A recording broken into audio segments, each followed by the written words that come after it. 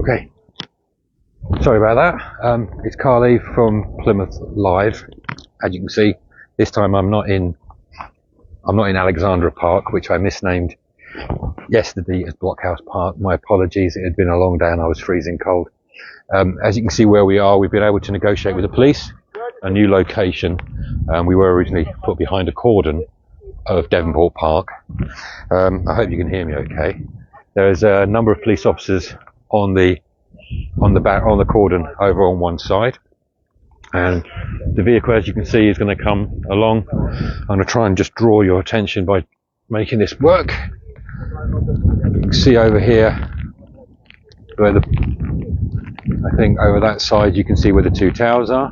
They'll go past that, and they'll disappear from view, and eventually they'll come up the road along Albert Road, and then up this road and turn left just where you can see the traffic lights into Ferry Road. We've got several police officers. You can hear the sirens in the background. Matt, could I ask a favour of you for a second? Matt? No, he's off.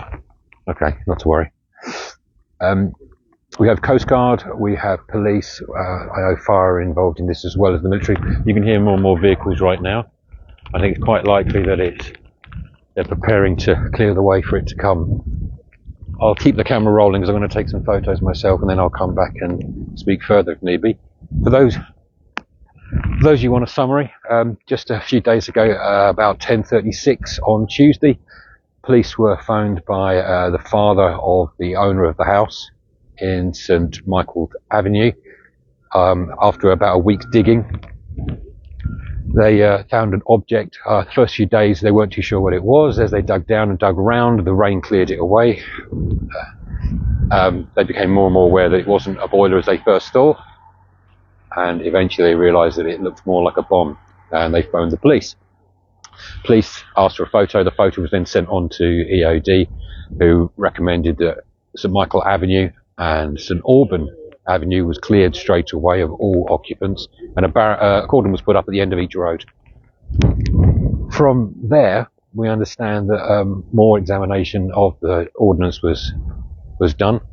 We know that there's been x-rays of the ordnance, and the cordon was moved first to 200, obviously removing several hundred people, to 300 metres. We were initially told it would go up to 400, but that hasn't transpired. Now, for most of the week, the question has been, are they going to move it or are they going to keep it there?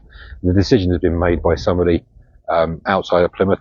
EOD was sending their stuff somewhere upstairs, somebody with more egg on their shoulders to make the decision. And I think from what I understand, talking to people, that decision was based on the information they gathered from the x-rays of the ordnance, of the fuses, and expert opinion on whether it effectively would explode where it is or would explode if it was moved. The residents of the three houses of the house in that street, plus the two neighbours, as a precautionary measure, or basically to prepare for the worst just in case a decision eventually came down, was to clear their houses of everything. And I remember speaking to I spoke to the dad of the owner of the house, who was working with the builder to clear the back garden for an extension. And he has told me that council were involved, around about 20 or 30 Royal Navy recruits, and a number of council staff were involved. Occupants themselves were going, and they were basically told you've got an hour. In fact, also Kit Lee's Removals, which is a Plymouth firm, I understand, supplied 3 removal vans, and everything's been removed just in case the decision came back to destroy the ordnance where it was, and that it then would have taken out at least those 3 houses. As I understand it, talking to the dad, his belief is they would rather have it cleared out now, before the decision was finally made, rather than wait for the decision to be made and then all hands on deck rushing around. Okay. Some of you may have noticed on your phones this afternoon the emergency sign telling people that there is going to be this movement. We understand that along the route, a lot of homes have been cleared out. Police have been involved along with a load of other agencies. If you look at the map, my own personal thoughts are that somebody at the Royal Navy specifically designed it that way because they just thought it looked rude. But safety first and all that. The route's has been slow since 2 o'clock. It's now 3 o'clock. We understand they're going to take it down to the ferry slip road. We're not sure what sort of vessel it's going to be put on, but it will then be taken carefully out to the breakwater, beyond the breakwater. I know there's some people involved in taking photos off Bovisand and off Devil's Point as the boat goes past. I may leave you be for a bit because obviously we don't know when it's going to come. We're hearing that it's been loaded up and it's on its way. I think PA have put out some photos already. We're at the mercy of the weather and the decisions. Waiting for fire brigade to evacuate some residents with mobility. Thank you. One of my media colleagues here has very kindly pointed out that we are currently waiting for fire brigade to evacuate some residents with mobility issues. No lifting will take place until they are taken. So that's only just come through, yeah? Would you do me a favour, please? Could you just check that my face is even in this? Because I've got no idea. I'm on this side. Oh, I've got to move this way a bit. Can you still see behind me? Thank you. Thanks.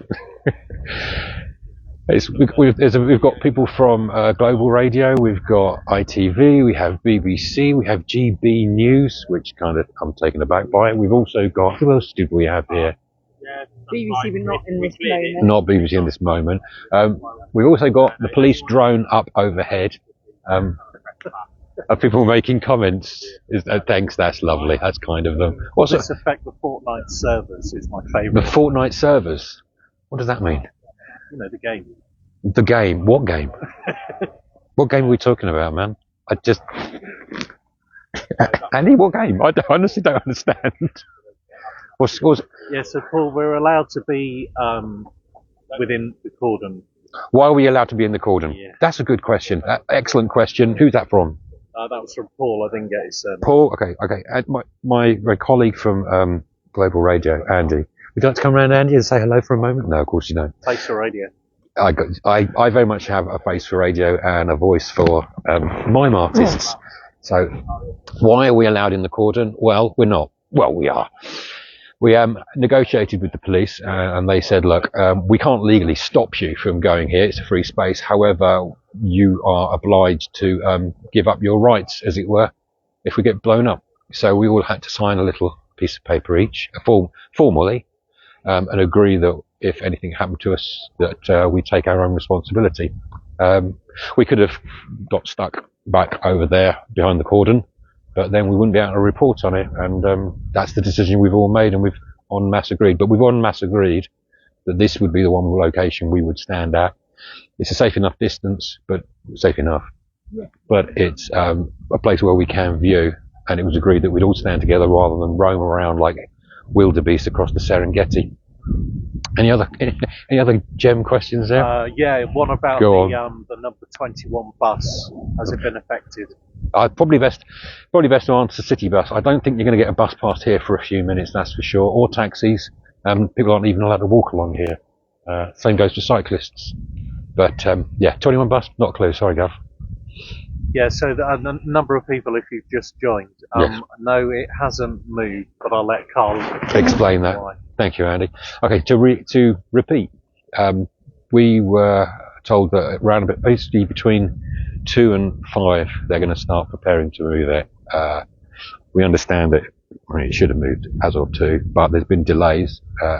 One of my colleagues from Global Radio has said that there has been a delay because there are firefighters trying to remove people with mobility issues. If you've seen the map on the council website, the patch that they're looking at is huge. It's absolutely vast, and whilst one half of it admittedly is the dockyard, the other half is still residential. There's still schools inside that, and they've had to make sure it's all cleared out. Now, I don't know if you saw earlier on when I started filming this, the weather's atrocious again. Yesterday was a yellow weather warning. I'm pretty sure today might as well be. We've had hail today. It's freezing cold. So that often, understandably, hampers any evacuation process. For a lot of people, this has been a bit of a shock to the system.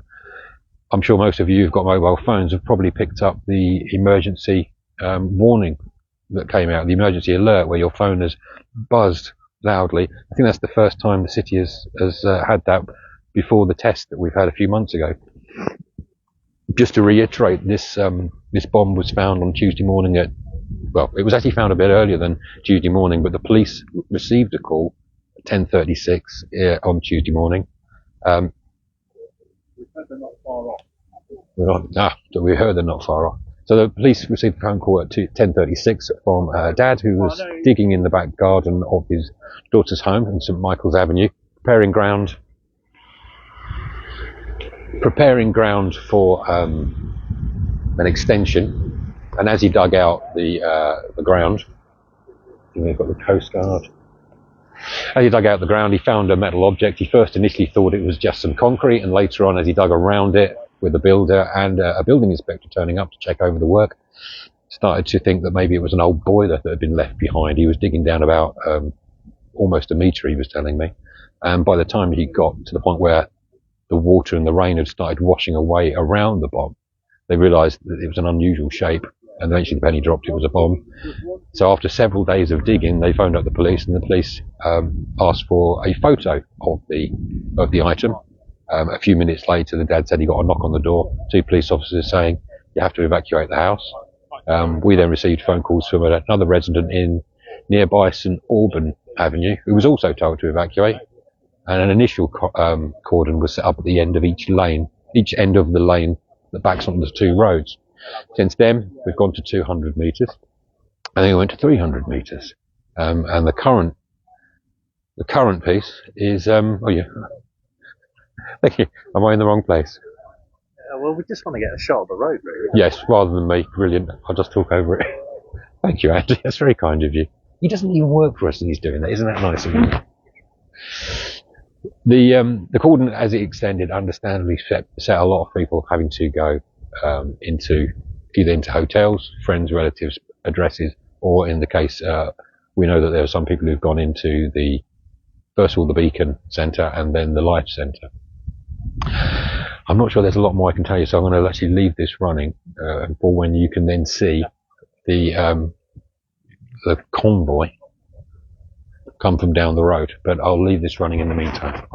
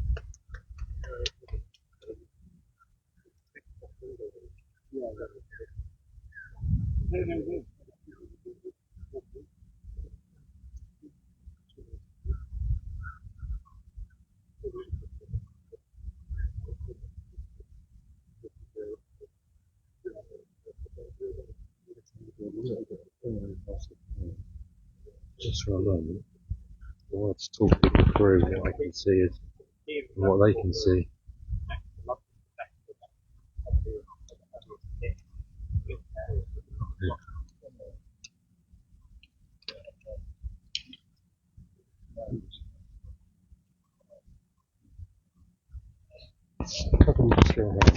I just wanted to point out in the distance there, you can probably see all 3 ferries are parked up on the other side of the Tamar. Again, obviously for safety. I know this is probably going to cause quite a bit of a jam over at Tor Point. Please be aware of that if you are trying to get from Cornwall into Plymouth. God knows why you would, it's so much prettier over there. But you're going to be stuck for a while. Obviously your only alternative is to use the bridge, which is not inside the zone, and so it's not a problem. As you can see, we have a number of police officers and the mass franked of the press. More vehicles are coming along. We keep seeing a flurry of vehicles. And we've got Dartmoor Rescue there. We've had Coast Guard. We have council staff, other police. There's a cordon at the top of this road here. And when you look through the rest of Devonport Park, and yes, again, I apologise yesterday for saying Blockhouse Park when I should have said Alexandra Park. I was so excited after 4 hours standing around in the rain that I got it wrong. I do apologise.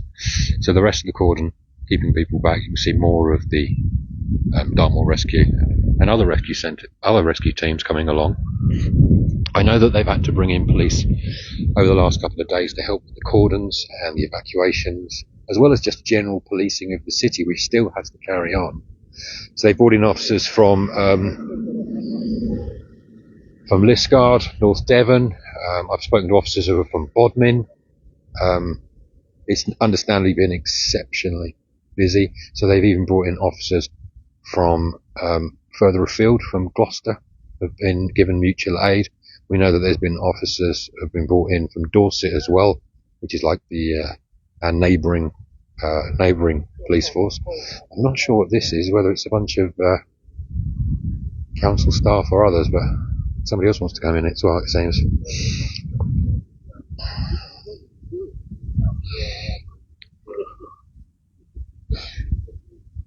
I'm going to put the camera back onto the view. Sorry about the awkward sound and noise, I apologise again.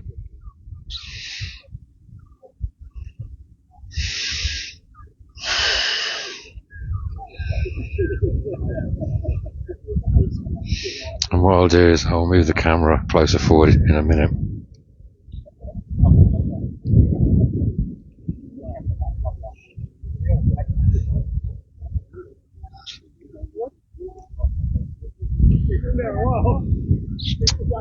Oops, sorry.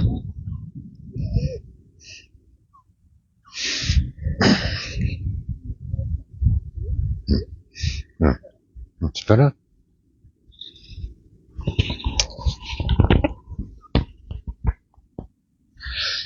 And say that the view you've got is from that leads from Albert Road up towards the turning that leads you down to the Tor Point Ferry. This is the direction the vehicle will eventually come.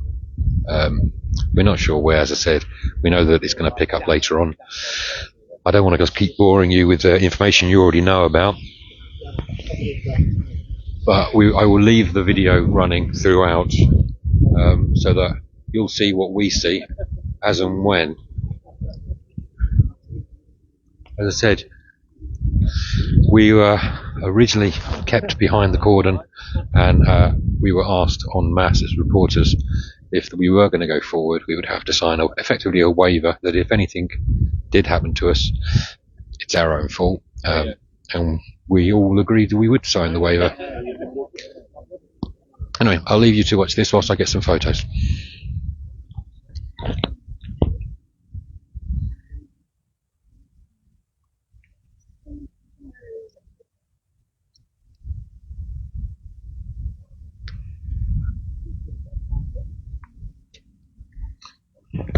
Actually, I'm going to try and answer some of your questions. When is the ferry reopening? I honestly don't know. I would suggest from this point you could probably phone up the ferry company, and they wouldn't know because nobody's going to do anything until they actually get the ordnance onto the ferry, onto the vessel, and then get it a safe distance away from the area, and then and only then will it happen. So until, quite literally, until you see that vehicle and all the other vehicles come past this camera, it's not on the boat, and if it's not on the boat, nothing's happening. What is a full night serve anyway?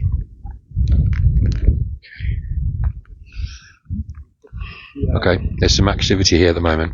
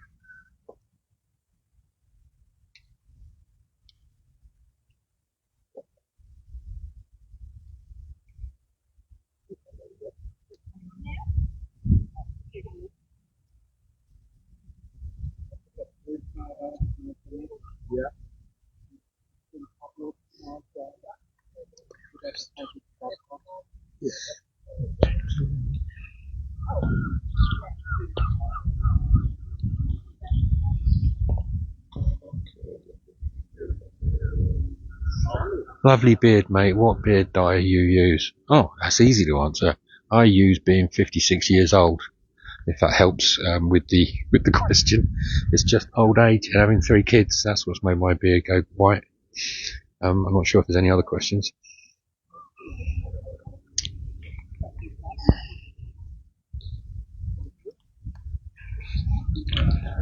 We've currently also got the police drone up, as I understand it, having spoken to police press office. There is a live feed from the drone. I'll just take this off here and show you it.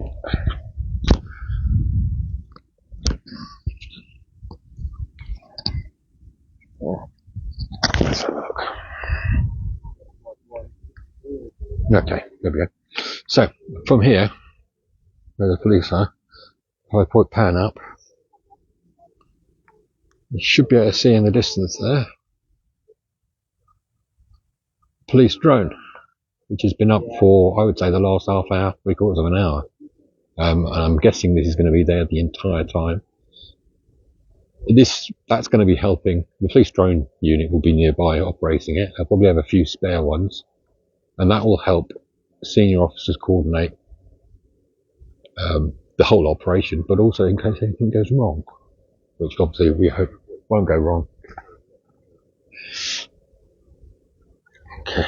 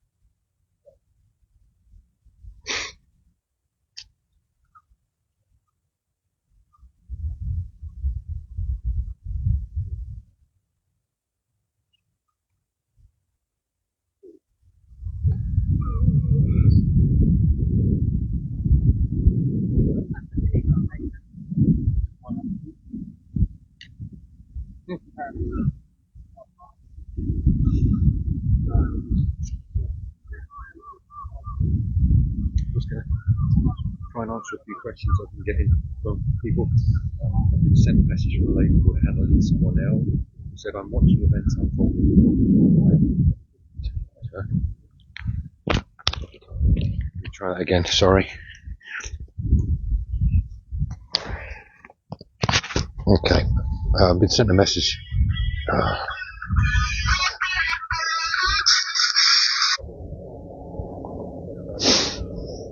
Sorry about that. It's my phone going off. I got a message from Annalise Warnell, who's written to me saying, "I'm watching events unfolding from my balcony in Saltash, overlooking the Tor Point slipway. The estuary is eerily quiet, and I can see police boats patrolling up and down the river." Thank you, Annalise. She's a Saltash resident. I wonder if there's any other views. I think one of my colleagues has just written to me as well.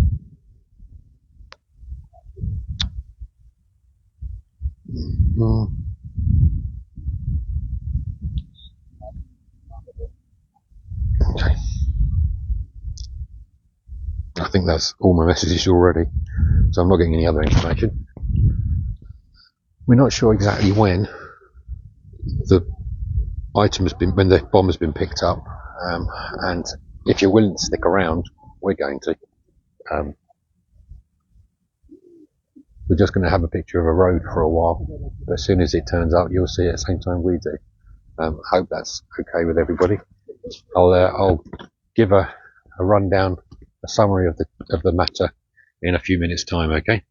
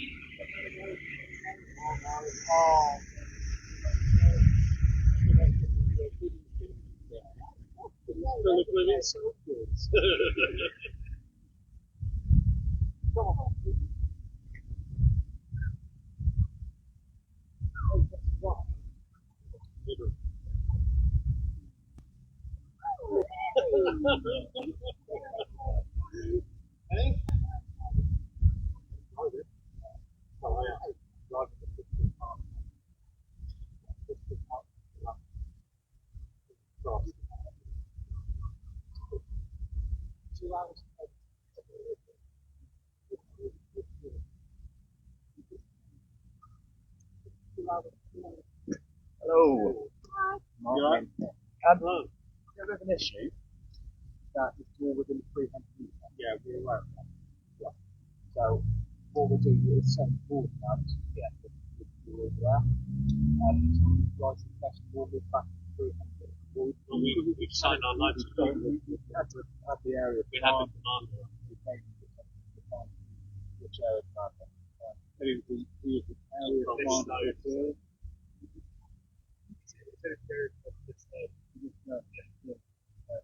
Oh, And they've all taken our names down and everything. They've given us the warning and they said that they're happy to be here. We're aware that they Yeah, right. Okay.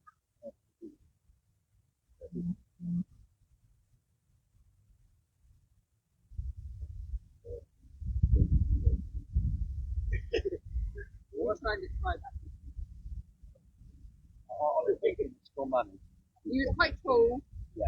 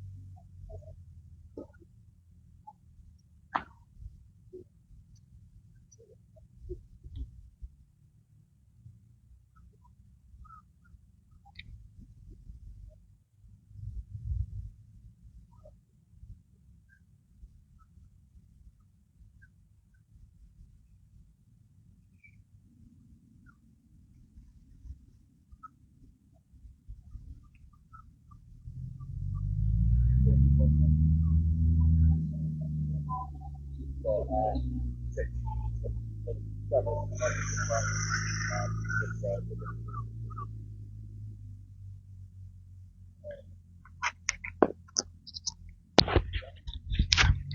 not sure if you heard some of that. We're renegotiating our location.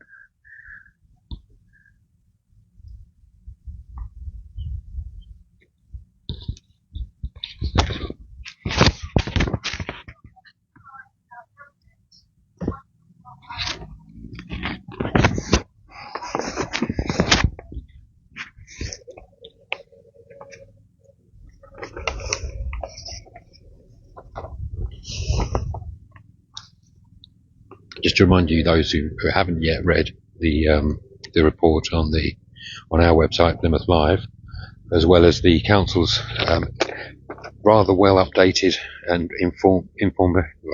informing website, the temporary cordon was put in place today, and we've continued with the experts assessing the device, determining the best course of action. Obviously, the best course of action has now been to move it.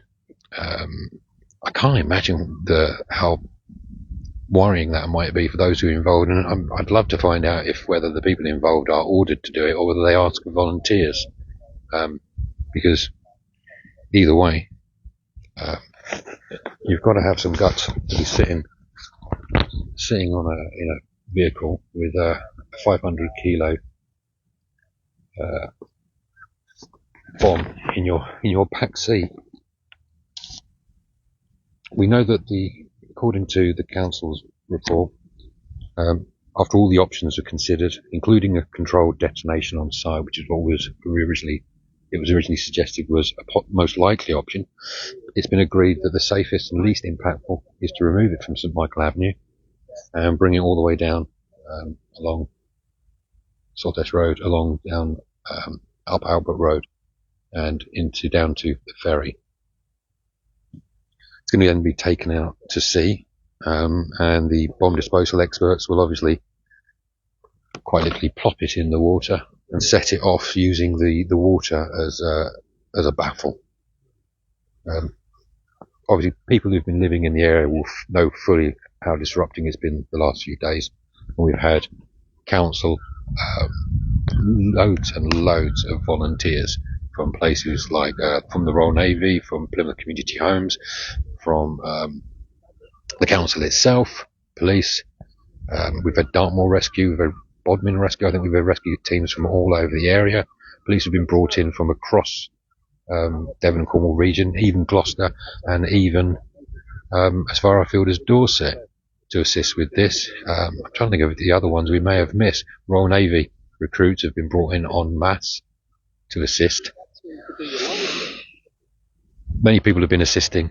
Huge numbers of people have been assisting up at the Life Centre and at Beacon Centre, doing food, keeping kids entertained with games and toys, giving information about what they can do, how they can reclaim money.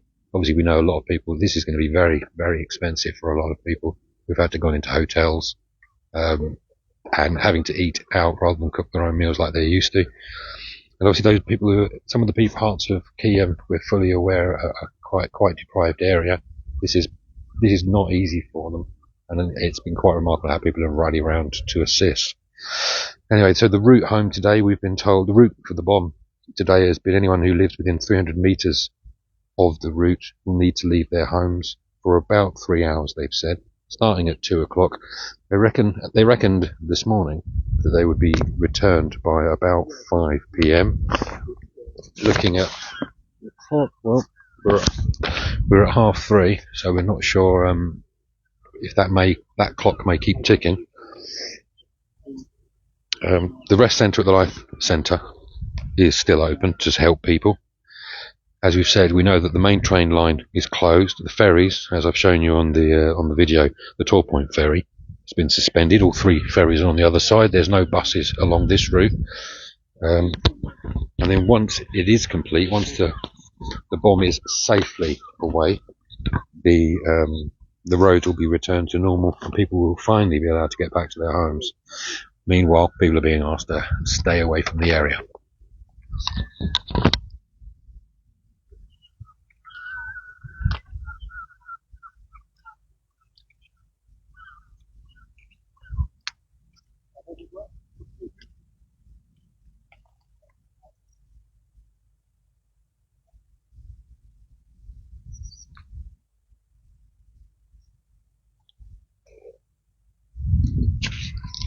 Yeah, sorry about the 2 men who keep getting in the way. I'll ask them to get out of the way as soon as I can. Or I could just try and move this and see if I get lucky, and I hope they don't keep moving in. Do apologise, but yeah, you can't tell journalists anything. They'll just walk where they like and stand where they like. The reason we're inside the cordon is we were originally asked to stand well outside, so far back that we weren't able to record anything. We asked if they were able to go forward. We were told we could, but quite literally on our own heads be it. And all that the police asked us to do would be to sign a waiver, give them the name of the organisation and our names, and that was it. It would be literally on our own heads. So we've asked if we've agreed to that. I have great faith that everything is going to go swimmingly, and that I will return home to the wife and kids later on. When are they moving it? Good question. We know that they've been delayed. Fire service are trying to move people with mobility issues. That's slowed things down. They have to get it away obviously before dark, one would assume, because it's easier to move and it's easier to deal with. And also people aren't going to want to stay out for much longer. So it's just making it as safe as possible. I can imagine it's very discomforting to know that your house might be the house where this bomb goes past, but we've been assured that they wouldn't have moved it unless they believe it was safe to do so, and that they could then get it away from the area. This is the quickest route out. Obviously, they've been analysing every route out of the city the last few days, as well as the options about what they could possibly do if it was not safe to move, i.e. to destroy it where it was, and then the homes involved would just have to take it on the chin.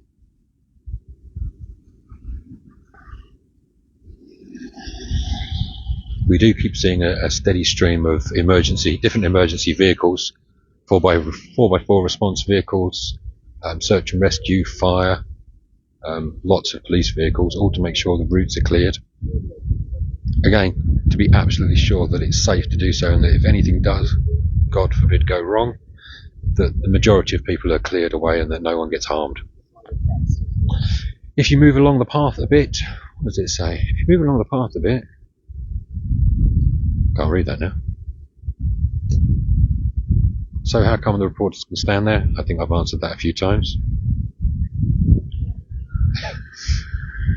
If the city council fixed the potholes ages ago, it would be fine. Yeah, that was something we joked about as well, looking at the dark side of things. It's possible that it was going to go over a nasty bump, but one would hope the vehicle would be able to handle that. Is there a chance it could blow on in transit? I don't believe they would have taken that kind of a gamble unless they were pretty sure it wasn't. And as I said, the understanding we have from the dad who found it is that since then they've had an X-ray machine all over it, and that it's been analysed, and the information has been sent off to the experts further up the chain, who have made the calculated risk that it's safe to move it.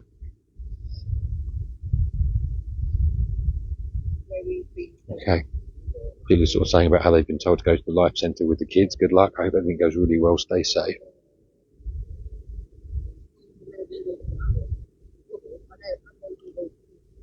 We are a bit lucky at the moment because about an hour ago when we first got here, it was hailing and blowing a hooligan and then pouring with rain. But thankfully the weather's settled. We've actually got a little bit of blue sky in the distance.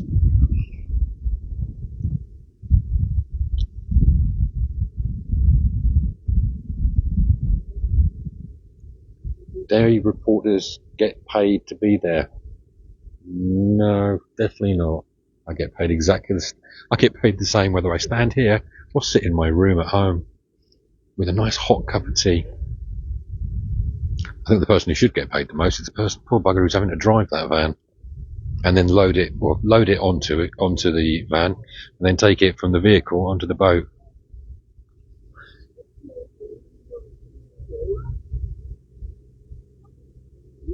Can I move down to the third tree? No. The reason being, the agreement with the police was we will go here and no further forward, no further back. our agreement is we'll go no further back, and their agreement is you'll go no further forward. And the agreement was we'd all be in the same location. So we have several journalists from ITV, BBC. I think there's somebody from GB News here as well. We have a couple of freelance photographers. I know that other journalists have gone to other locations, such as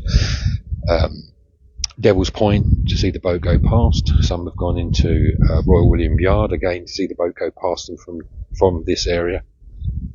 And there are apparently some journalists who have gone down to Borisand so that they can see the breakwater where the boat will eventually end up just beyond the breakwater before it then drops it to make a detonation.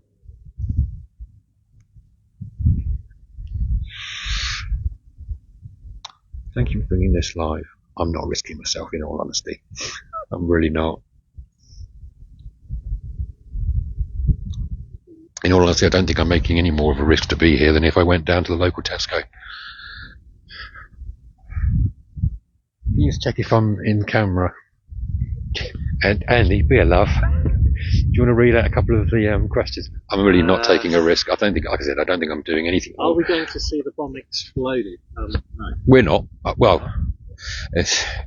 are we going to see the journalists blown up? No, you're not. No, you're not going to see it blown up here. The aim is really just to bring it on the vehicle safely. Bring it up the road, turn right into Ferry Road, down to the ferry. Not down to the ferry, down to the boat that it's going to get loaded up on. That'll take some doing, making it safe, and then take it out to sea, drop it and blow it up. One hopes that it'll be dropped and blown up safely. I'm not sure. We're not sure how far out it's going to be. The belief was between 5 and 5:30 it would be detonated. Obviously, they have to prepare it, and that can take some time. And they have to find a safe place for it to be dropped, so there's no other people around, no other boats around. And then what you will see is a huge plume of water shoot into the air. And I understand that there'll probably be, along with the drone that I've shown you earlier, I'm sure there'll be cameras all over the place. You can pretty much guarantee TV will have it. Donna Jewel says she can't wait to go home. Like a cup of tea, wouldn't it? I'm with you on that one, Donna. Just definitely, yeah, can't wait to get home and have a cup of tea. Yeah, and again, it's that old question, how are us lot? How are we here? Why are we here? Why are we here? It's a very good question. Readers of Plymouth Live, you are dead right to ask that question. The only answer I can give you is, we asked. We were asked, would we like to come along and cover the removal of the bomb and see part of the route. We knew that it would be within the cordon. We were kept to the cordon, and then we asked, could we see where a potential place to be was? And then it was agreed that if we did go inside the cordon, we would get to a point en masse, but we would all have to agree to take personal responsibility. So we all had to sign a form each with our names, who we work for, and that we agree to be here, so that we can stand inside purely to cover it for media purposes, for no other reason. We could have all just said, no, actually, we'll stay back and we'll drink coffee in the cafe up in the middle of Devonport Park, but instead we agreed that we'd come down here in the wind and the rain to film about 13 seconds of a vehicle as it turns right, really just to try and get across that this is what's happening today. Loads are actually saying that it's on the move. Well, it could well be. It could be. If you've got information that it's been on the move, please let us know. But it's quite likely it is on the move. We've been hoping it's been on the move since 3, 2. Yeah, it wasn't going to be true. Is it on the move, Penny? No, I don't think so. So I'm with colleagues who've got oodles of colleagues themselves who know everything. All we keep seeing is lots of police driving back and forth.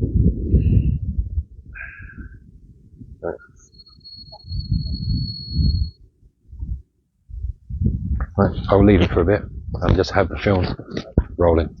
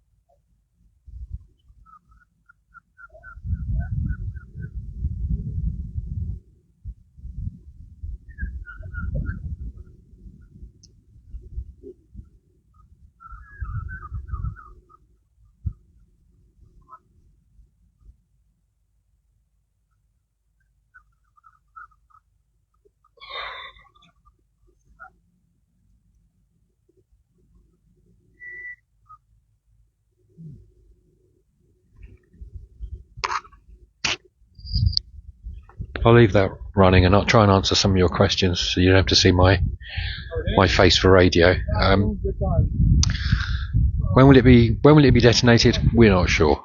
Once you see it at the end of the road, I'm going to try and draw.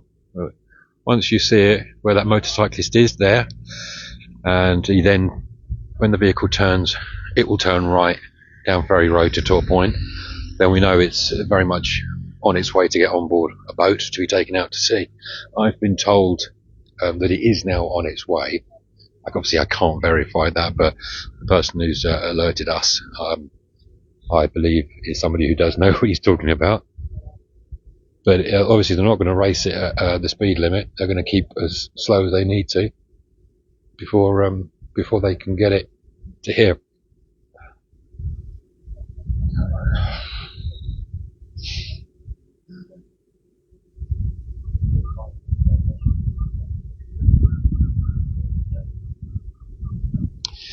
Becky Hunt, can we go home once the bombs have been moved, as it will be away? Yes, once the police start removing the cordons, as soon as the bomb is away and outside beyond the 300 metre zone, they will start releasing the cordons and allowing people to get back home finally, and hopefully just carry on as normal.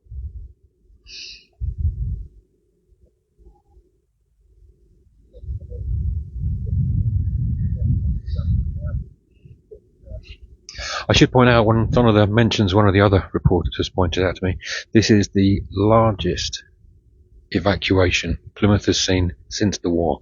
So it's been 80 years since we've last seen an evacuation of this size. Needless to say, the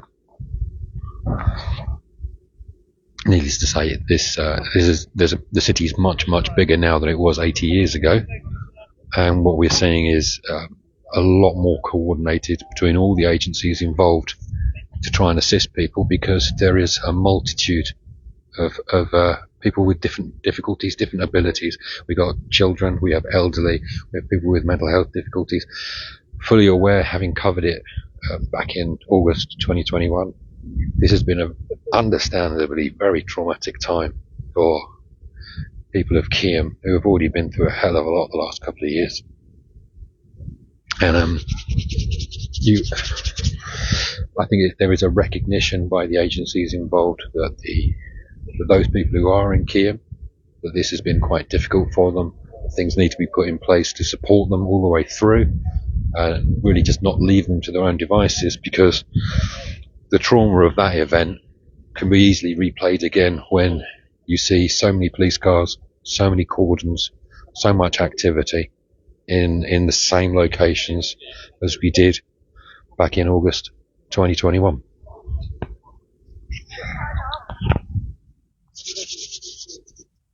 Right, Carl, all right? I think so, yeah.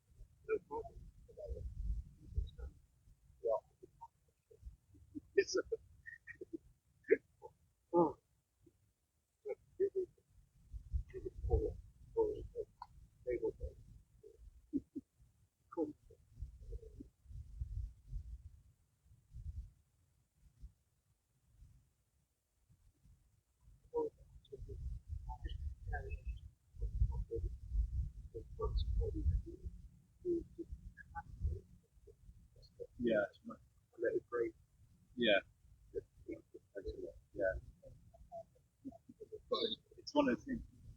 We're lucky.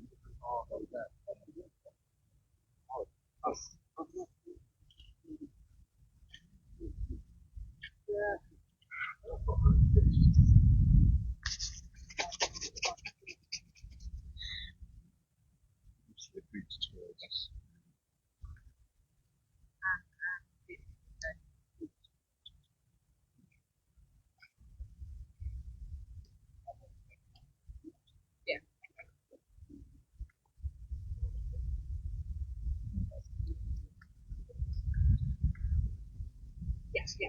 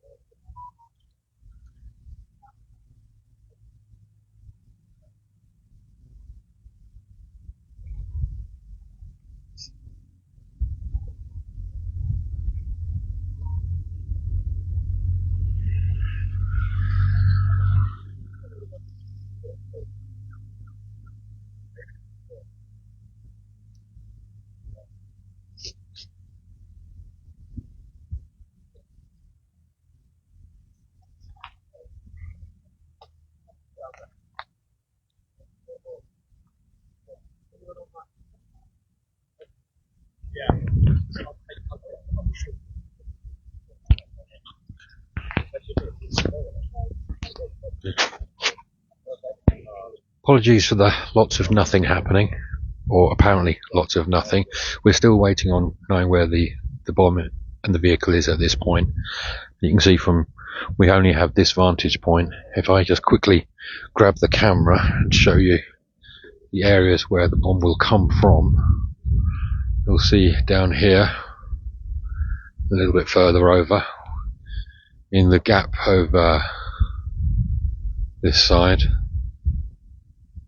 the vehicle will come up, turn that corner, just by where you see the Babcock sign down below. It'll turn right and start going up Albert Road. We'll lose sight of it as it comes up, and then eventually it'll turn right to this road here, just behind that tree, and then turn left. You can just about see at the very bottom there's a little roadside, that's the road down to the ferry, and it'll be taken down there. So you'll only actually see it for a few seconds. Obviously this is the only place we can relatively safely stand for this, and as I said, people have been asking how come we're here. Quite simply, let's go back to the full road. The only reason we were allowed to stand here, we were originally told to stay outside the cordon, and we did, and we effectively asked if we could go inside the cordon, and then when we did ask, we were told, yes, you can go inside the cordon, but you have to sign a form that basically says, something happens to you, it's your own fault. En masse local news, we have local radio, local TV, we have a couple of freelancers. I think we also have a military photographer who's just turned up as well. We all signed a waiver that basically says it's our own fault if we're here, and in fact it's so that we can get that shot of the effort that's being put into this. and it has been a huge effort. As I was saying a few minutes ago, there is the recognition that this is, in effect, the largest evacuation of people in Plymouth, ironically, since the war, which is 80 odd years ago, and it's for the same reason. It's because of a bomb. I must admit, before I moved down to Plymouth, one of the things I learned was how much Plymouth got bombed. I'm originally from South Essex. My parents were from the East End of London. My mum was born just at the beginning of the war, just before the war started. And so I used to sort of speak to my nan, and you'd get stories about the war and the Blitz in London, and kids being sent off as evacuees to stay in some villages. My aunt was sent away, but my mum, it was because she was too young, was kept in the East End of London. So I heard all the stories about bombing, but before I came to Plymouth, I had no idea that Plymouth had been affected in the war. It wasn't something that I was taught at school. And obviously, once you arrive in Plymouth, you start to learn that actually the history of Plymouth was something that was quite hidden, and that Plymouth was hit very, very hard during the Blitz. There's still sort of remnants of it now, and this is one such example. A dad digging in his back garden to help his daughter out and build an extension on their kitchen to make it a more habitable home for her. As I understand it, she's only been in the house a few weeks. So this must have been absolutely terrifying for her to have to go through 3 or 4 days thinking that the home she's only just bought and the home that she wants to live in is about to be blown to bits. Equally upsetting must be for the neighbours, who suddenly one day they're told, knocked on the door, that there's this huge bomb in their neighbour's back garden and there's a chance they may have to evacuate and never return. So understandably, this has been a traumatic event for all those who are very closely involved, let alone people who are nearby. But Plymouth's history is very much one that appears to be built around that period of its effort in the war and how it was victim of the war. Thankfully, and I think because of the professionalism of all the people involved, the bravery of the EOD, the efforts of the council, the police, BCH, Coast Guard, all the volunteers who have been involved, we're hoping this is going to end safely, calmly. And yes, there has been disruption, and yes, it has been a pain for a lot of people, and for some people it's been quite expensive. But ultimately, the idea is to safeguard people, and we can't really wish for much more than that. We'll stay online if you want to stay online, and we'll let you know when it's got to this point. Once it's got to this point and out towards the ferry port, looks like we'll be quite close to the end. But we'll keep covering it. You stick on Plymouth Live if you wish. That's very kind of you if you are going to stay. But I'll keep us online for as long as I can, okay?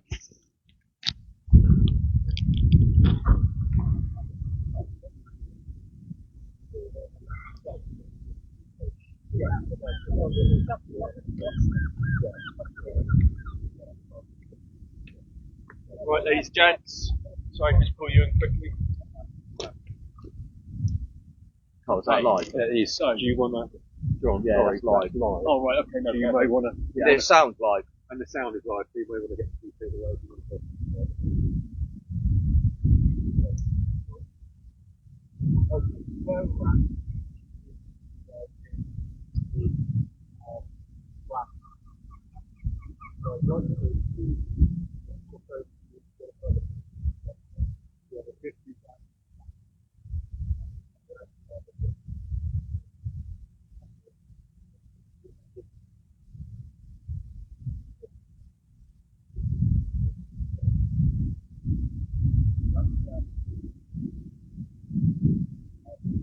I see a few.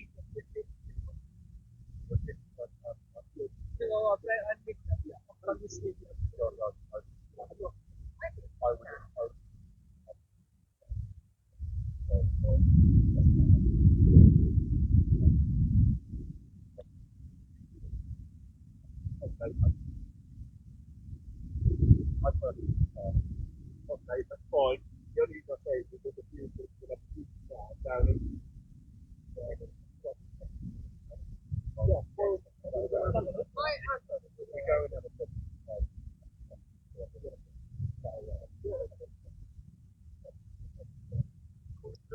Good answer. Yeah,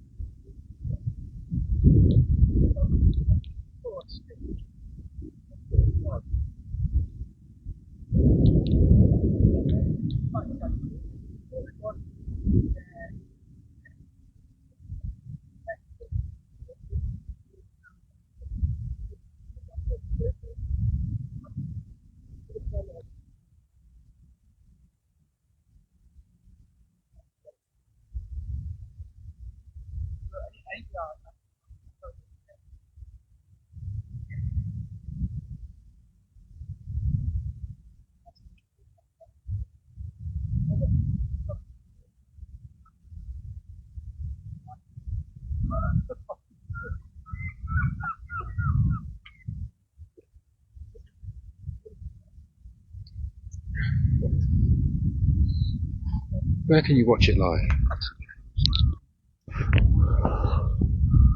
Okay, apologies for that. Am I in the right place, Matt? I'm asking different people who don't work for Plymouth Live, who are so generous and kind, but they actually come and help me. I don't know why, because it's not nothing to do with my personality. You know, actually, there's a really nice cherry tree in my my next door neighbour's back garden, and it's all the blossoms coming, and it's pretty lovely. Okay, the reason I was away for a few minutes, and I do apologise, is because we've had a wee discussion with the police, who once again said, look, we'd like you to move, and if you don't move, you have to sign another form. So we've now had to sign another form saying we've agreed where we're standing. I've agreed to stand here to get the image that I can get using what is not much more than a mobile phone camera to try and see if, when the vehicle comes around the corner, we will get that shot of it. Some of my colleagues from TV have got, understandably, much bigger, better, more impressive cameras with huge zoom lenses, and they've moved a few feet back to film, whereas my other colleague, who's a professional photographer, has got a huge lens on his camera, but none of them are broadcasting live like we are. So there's that. Just to remind you, I'm sorry it's taking a long time, but we don't know exactly what time the bomb is going to be moved. We keep getting told it's on its way, being loaded. The initial, it's raining again, the initial suggestion from the police was they wanted everyone evacuated by 2 o'clock so that they could then prepare to load the bomb, SC-500, which represents 500 kilos, dropped by the Luftwaffe during the Blitz, put it onto a vehicle of some sort. I'm saying a van, I don't know exactly what they're using, we haven't been told yet by the military. The military have not been giving us direct information. Their information has been passed to the likes of the police and the council, and then that's then disseminated out to us. The reason obviously I'm looking over my shoulder is I don't know if it's turning up yet. It is eerily quiet along this road, which obviously at this time of day, 4:20 would be exceptionally busy. It is kind of weird. It reminds me of how COVID was, when we used to have to go out on jobs and the roads would be empty, but certainly not this empty. For those of you who, God knows why you'd be joining us this far into it, for those of you who are joining us, the bomb has been moved from a back garden in St Michael's Avenue since it was uncovered, or since the police were alerted to it. 10:36 on Tuesday morning. It's now Friday afternoon, and we're waiting for it to be loaded up, brought through what they considered is the safest residential home free, or the least residential homes, to be taken out through towards the ferry port. Would be normally going to the Tor Point ferry, but the ferry that leaves there, it will be put on board a boat and then taken out beyond the breakwater and detonated out there at some point later on today.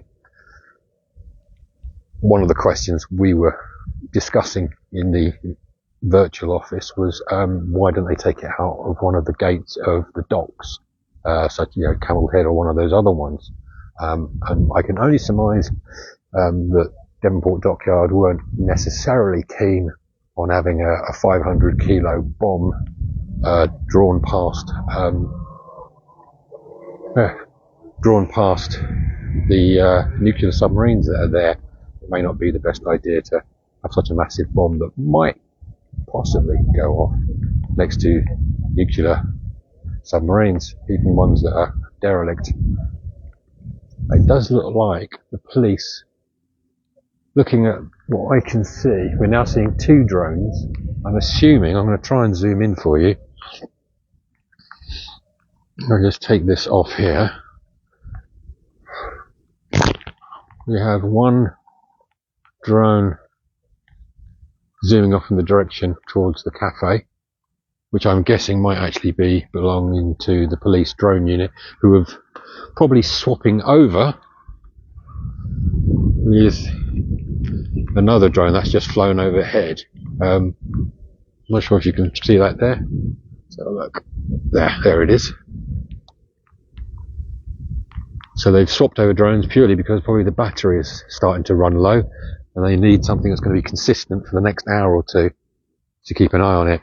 As I said earlier, my understanding is the drone team have set their drone up with a live link direct so that senior officers can keep tabs on what is happening as it happens. Sorry about the juddering. And make any necessary plans as they go, but also, I suppose, to make sure everything plays off safely. In addition, a lot of the information they're going to gather from this is going to be stored in case there is another time that this happens, and how it's dealt with, what worked, what didn't work, what was the best course of action, what can be improved upon, and every action that is going to be analysed and assessed, so that not just if it happens in Plymouth, but if there are other parts of the country where this happens, the information can be shared by all the agencies, whether it's fire, EOD, police, council, but they can then say, this worked for us, this didn't work for us, and if that can assist other councils, other police forces, all the better, rather than just keeping their information to themselves. And so footage from a live drone on how to progress vehicles to an exclusion zone of 300 metres might be lessons worth passing on.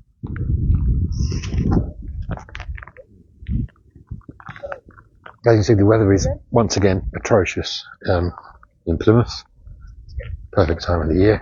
And we'll just keep on filming until we've finished for the afternoon. Stay with us.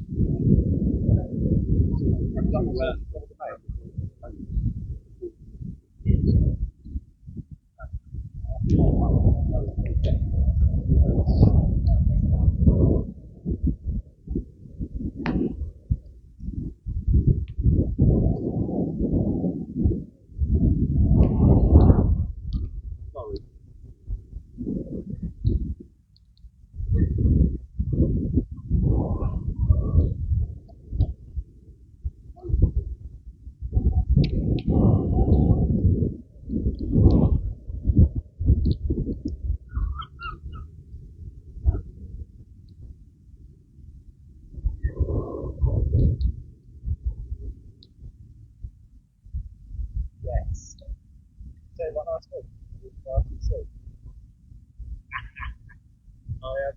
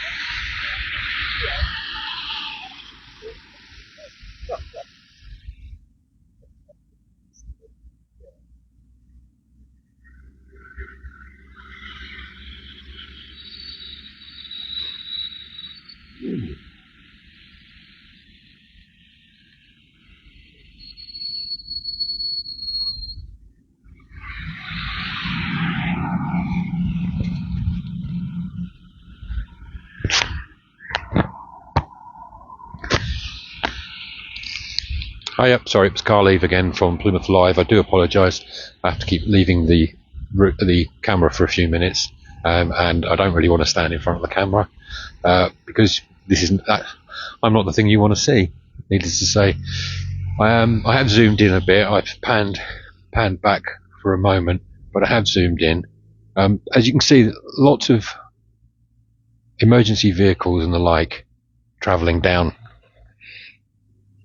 towards Albert Road. Some are heading up Albert Road and some are heading the opposite way towards Saltash Road, but at the moment we still don't know where the vehicle is. It's just eerily quiet as we continue to wait.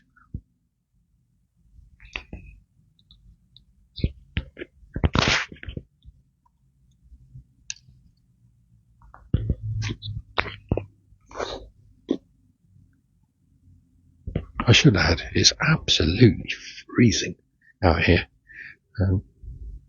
So if you're somewhere warm watching this, brilliant.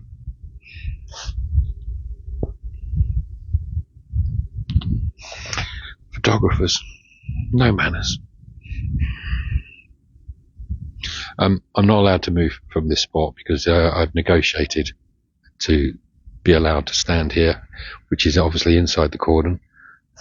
We're getting some movement nearby from police who are walking the route. again preparing for the arrival of the vehicle. We've seen quite a few vehicles come up and down this road, all military vehicles, but nothing that gives us clues as to what's going on.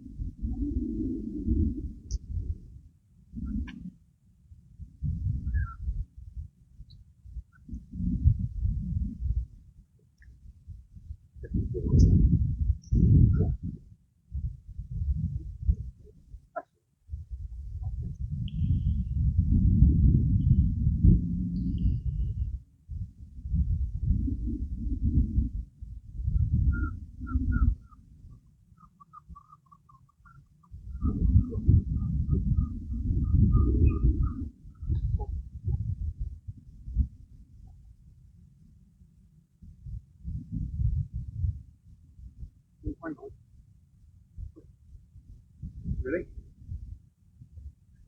Yeah. Don't do that. Don't do that.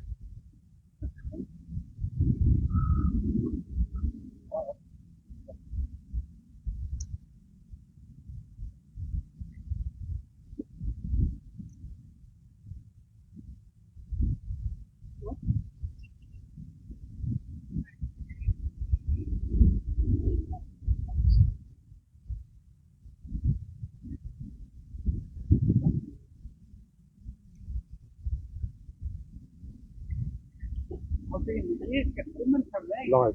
It's live.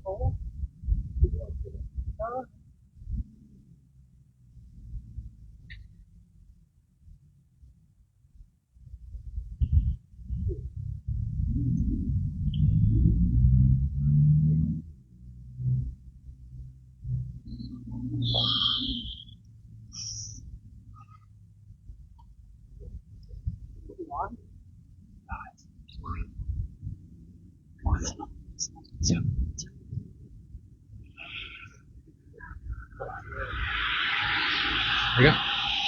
Okay, we seem to be seeing action down the bottom there, so see if I can get.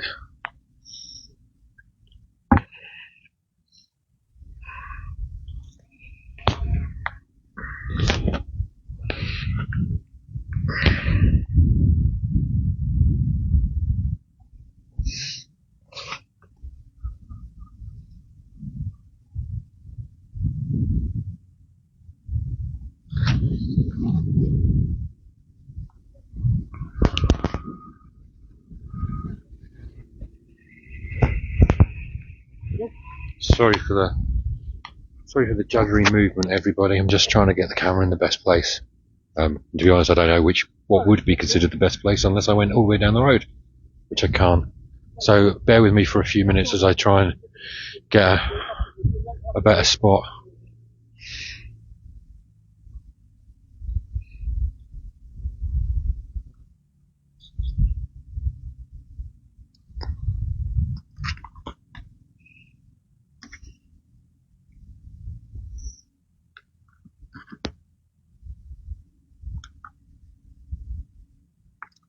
Can I block arena, please? I'm hoping that somebody could do that back at my office. Say my office. I mean somebody who's working back on the team. I think this is the best I'm going to get. Guy, is there anyone bored? Yeah, I'm sure we're all probably a bit bored. We're all hoping something's going to happen, but we have no idea when. All we're seeing at the moment is vehicles going back and forth, clearing the space. As soon as we hear, if we hear, that the vehicle is on its way, or is already on its way and is getting close, we'll let you know. In the meantime, we'll keep trying with what we've got.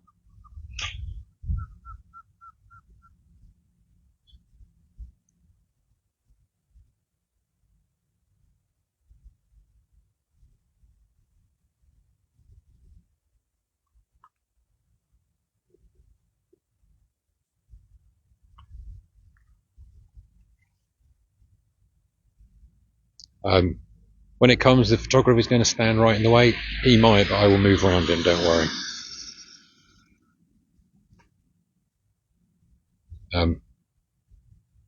Please move us closer. I cannot. I'm sorry. This is as close as we're allowed to get. And even this point, we have been told they would rather we weren't at this position, and that we would be further back. But we've decided and agreed with them on the basis that we've signed a waiver to that anything that happens is our own fault. This is the location we're going to stay at for this time. Sorry, Andy Marshall, I can't move.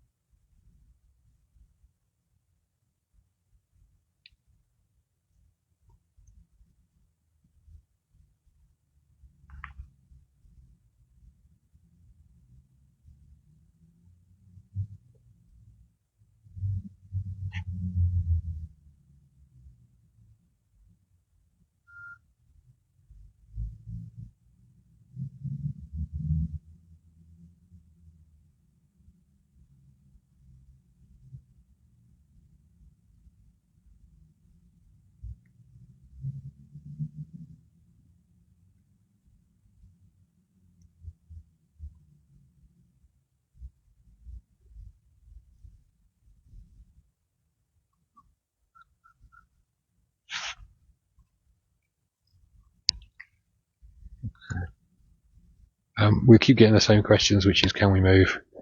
We can't move. I can't move from this location. We have, I'll show you where we are, so you get an idea of where we are sitting at the moment.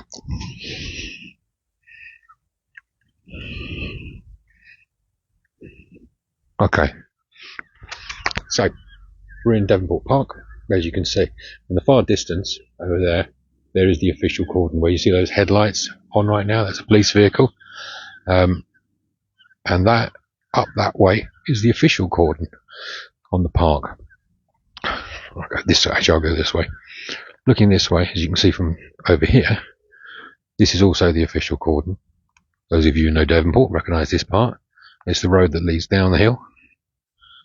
It will then take you to the ferry, if you turn left there, and the delights of Cornwall. Now, we've been waiting in this area because we've agreed with the police that we will stay here, but we have had to sign waivers saying that we'll stay here and that if anything happens, i.e. in bold terms, if something goes wrong and the bomb goes off, that it is our own fault. And we've all signed the waiver, basically explaining that. It's the same waiver we have to sign when we go out on patrol with police. when they say if anything happens to you, it is effectively your own choice. And so we've agreed that we would sign it, all of us, and we've decided different locations in close proximity with each other that we will stay. And we've been warned quite effectively that we don't progress from this point, and so we won't progress from this point. So as much as though you keep asking, move closer, we can't. I might move a bit closer just to get away from the photographer who keeps getting into my shot.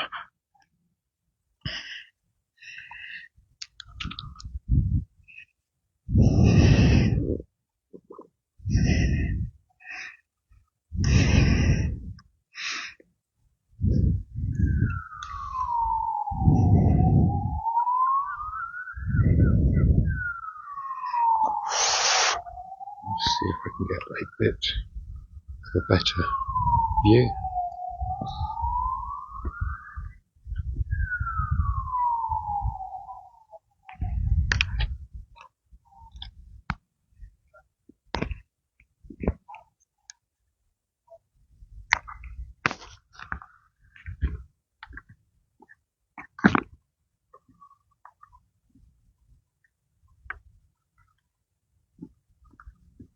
Oh, Kerry, that's kind of you.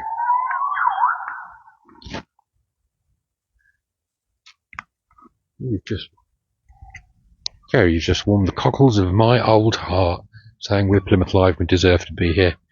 Although some people will think, yes, you do deserve to be there, Carl, because you put more at risk. Like I said, at the moment we have freelance photographers, we have ITV, local BBC. We're chaperoned by a number of police officers who, in fairness, you shouldn't really have to. They're putting themselves at similar risk by being inside the cordon. They don't need to be, but they're looking after us. They're also making sure we do the right thing and don't move any closer. You can probably hear the sirens going off. We can only assume that's to do with trying to clear out the roads, make sure it's safe. And this is the main thing.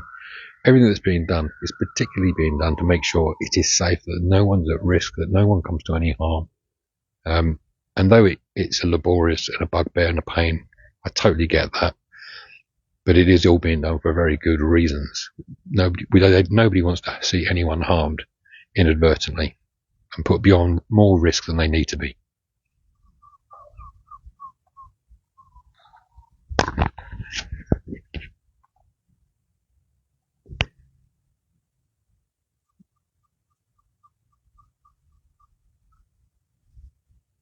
Watching from Texas. Good Lord. I'm sure there's bigger news going on in Texas, isn't there?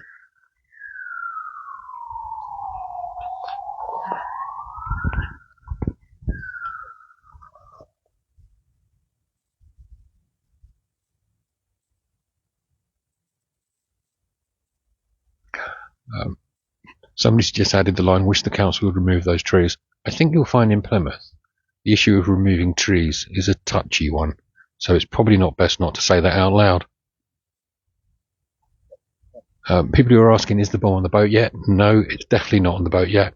The only indication the bomb will be almost on the boat is when you see what you're looking at now on this screen as I zoom in, a line of vehicles, of which there will be a long line of vehicles, that will come up that road there, off Albert Road, and then it will turn right into Ferry Road down to the ferry, and that's when you know it'll be close to the end and people can go back to their normal lives.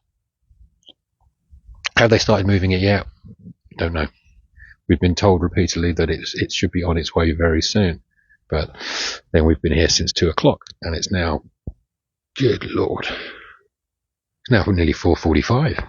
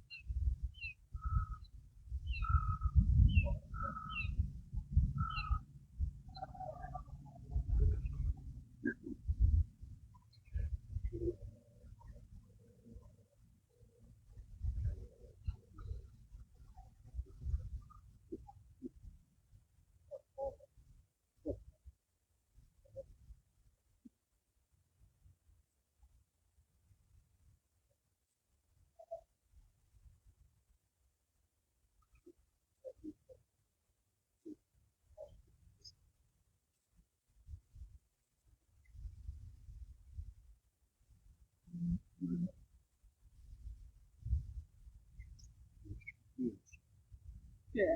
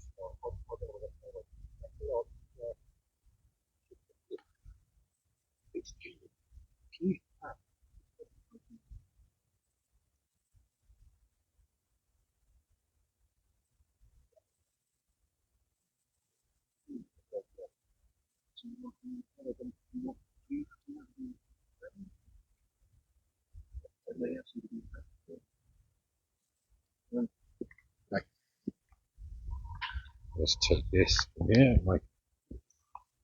my good friend Matt is gonna help me. Right. I know. I'm going to put something. Am I in the right place? Am I even remotely in the right place? Well, There you go. Go on. Okay. I'll get you in the right place. Right. He's going to push me into the right place. Okay, so I've just been told that my colleagues back in the office have just passed me some information. The latest information from the council. I'm going to read it out to you. This is from the council. We have been informed by the bomb disposal experts that the operation will remove the bomb will shortly commence. This is about 3 minutes ago. We would like to thank everyone in the cordon area for leaving so swiftly. We know that everyone will be keen to return to the area as soon as possible, but because it took slightly longer than expected to ensure the area was fully evacuated, we are anticipating that the lifting of the cordon will now happen at around 6:15. So we are now at 10 to 5, so we're looking at just about an hour and a half from this moment. Okay, the council's message goes on. Please do not start heading back to the area until we have provided an update on this page. This page being the council's major incident page. So please look to that for the latest update. So please do not start heading back to this area until we provide an update on this page that it is safe to do so. Even when the bomb has been removed, it will take some time to remove the cordon, and we would ask people bear with us. So that's the council's message from a couple of minutes ago. I'll just read it through again if you missed it. We have been informed by the bomb disposal experts that the operation to remove the bomb will shortly commence. We would like to thank everyone in the cordon area for leaving so swiftly. We know that everyone will be keen to return to the area as soon as possible, but because it took slightly longer than expected to ensure the area was fully evacuated, we are anticipating that the lifting of the cordon will now happen at 6:15. Just to reiterate in big letters, 6:15, when they will start lifting the cordon. Council goes on to say, please do not start heading back to the area until we provide an update on this page, meaning the council's major incident page. That's, I think, www.plymouth.gov.uk. Even when the bomb has been removed, it will take us some time to remove the cordon and would ask that people bear with us. Just listening to speakers in the distance. So the other message I've been asked to check. Right. Let me say that again. My apologies, I'm just trying to go through all the messages I've just been sent. Okay.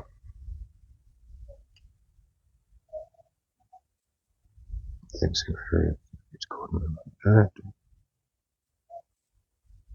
Right. At 4:41, I was sent a message saying it is being lifted now, and that at 4:41 it was loaded. So I think it is likely to leave very soon. I'm not sure if there's any further information at that point, but as I said, the council's message to us has been quite clear. Police have confirmed to us, yes, okay, so at 4:43, police have confirmed the bomb is being put into convoy to begin its journey. That's come from the police press office. That was at 4:43, and I said the latest information from the council is it is on its way. Please don't begin to return until the cordons are down, and the cordon will not be lifted until around 6:15, not 5 o'clock, 6:15. As soon as we get any further updates, we will let you know. As I said, there's also you can also go to the council's website, Plymouth City Council's website. And again, once you see it turn that corner, and once we see it come up the road, we'll let you know. At the moment, I can hear a lot of speakers, and there is a vehicle coming along with a speaker shouting out from the top of it. We'll try and cover it that way, okay?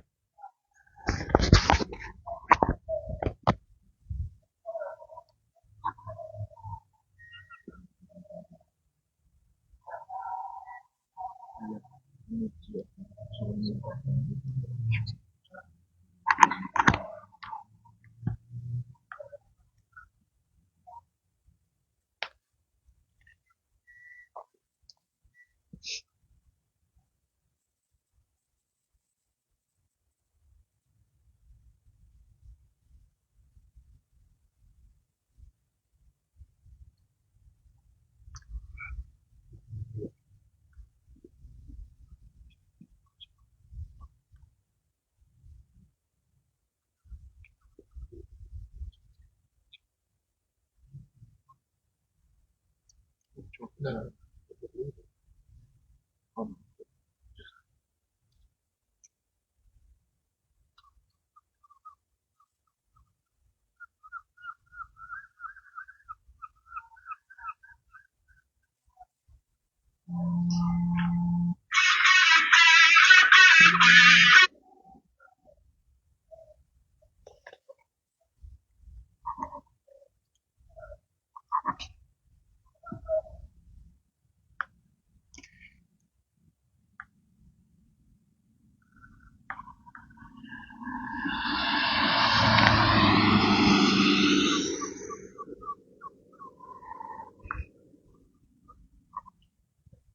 We are starting to see a bit of movement. It seems to be coming up the road now. I can see a flashing blue light in the distance there.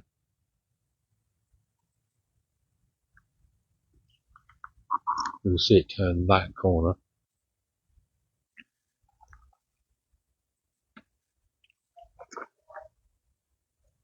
First.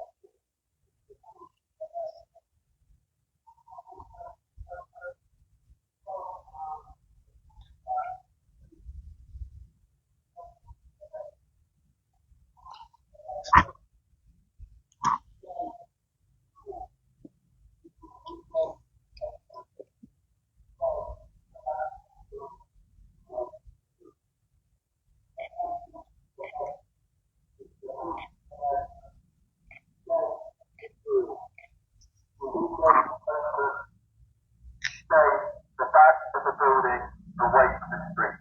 Thank you.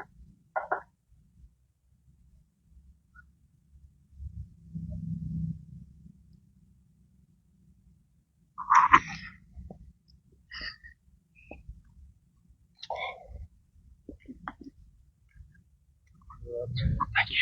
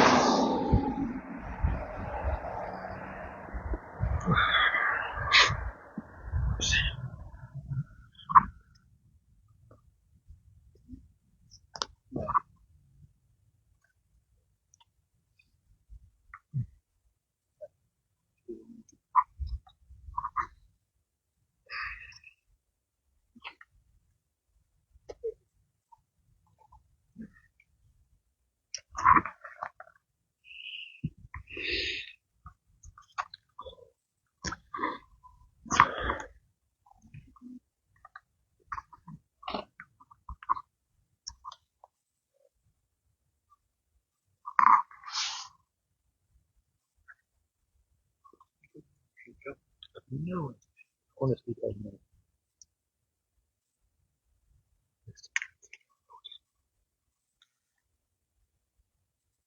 I can see one of the very chains, but from the same I can see that police boat.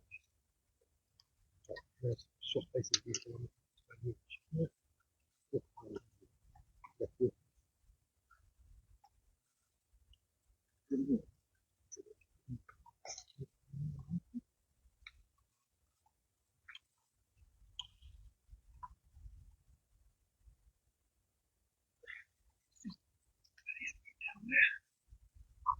Okay, just gonna move.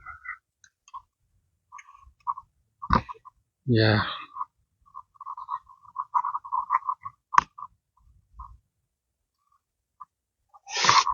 Sorry for all the jiggling about. We're trying to work out where the item has gone. As you probably saw, the lorry packed earlier on as it went past. In the distance here, obviously it's not crystal clear, but there is I think it's a military vessel in the distance, and there were two ribs as well nearby.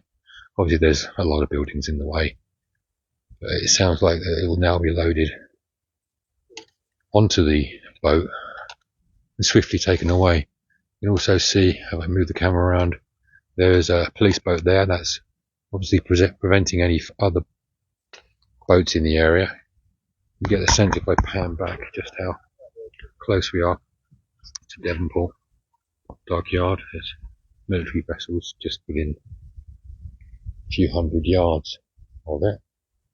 And obviously, as you can also see in the distance, the three ferries waiting to get back in business, and I can only imagine there are a very large number of people waiting on that side, desperate to get home.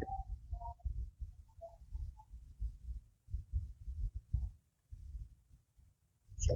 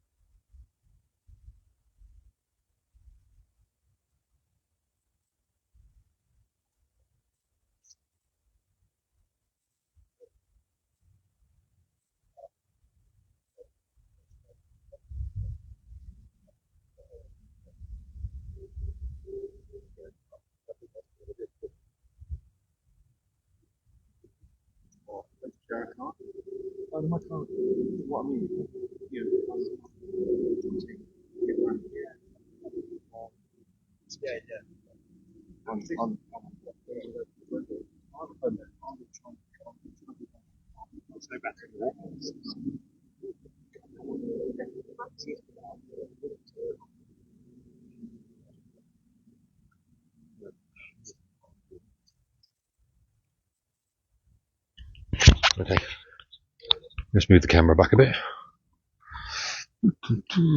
Apologies.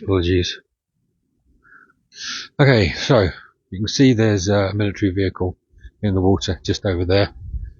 I think we're pretty much done all that we can do at this location. So on behalf of Plymouth Live, I'm going to say good afternoon to you. Obviously the next stage is taking it out to the breakwater where it will be detonated. But I thank you for your presence, and I hope wherever you are, I hope you have a quiet, safe night, and I hope people who get home and get a good night's rest. Good night, Plymouth.